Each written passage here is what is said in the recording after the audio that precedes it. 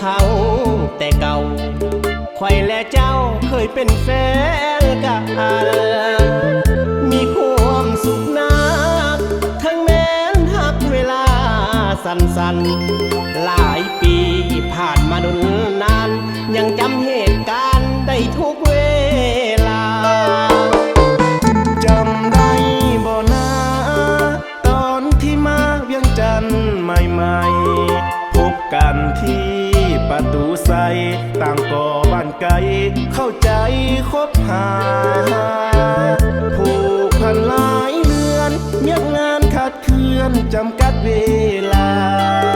นับวันยิ่งห่างไกลตาบ่ได้พบหน้าห่างหายหลายปีโชคดีวันนี้บังเอิญพบเจ้าสร้างงดงามกว่าแต่เก่าผิวพรรณสีขาวสง่าราศีโอ้ลมทักทายเจ้าเป็นผู้ใหญ่กว่าข้าวแต่กี้ได้เห็นว่าจาท่าทีเหมือนดึงใจนี้ออกจากความเหงาโศกตาปากเว้าความหูสื่อเก่าหวนมาอีกครั้งตอนนี้มีภัยหรือยังคนอยู่เคียงข้างเจ้าของใจเจ้า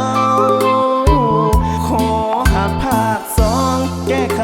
บกพร่องทบทวนความเก่าบ่มีดิมิตเพิ่มพูนหาเขาเติมเต็มห้องเป่าที่มันขาดหาย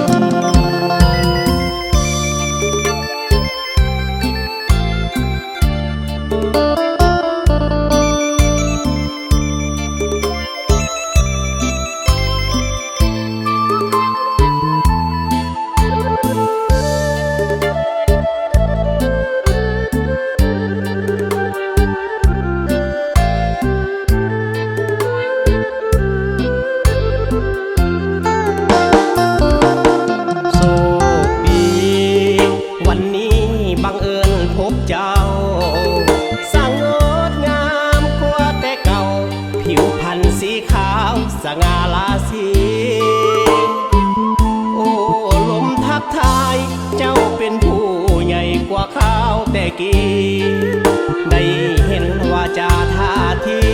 เหมือนดึงใจนี้ออกจากความเหงาโศกตาปากเว้าความหูสื่อเก่าหวนมาอีกครั้งตอนนี้มีภัยหรือยังคนอยู่เคียงข้างเจ้าของใจเจ้า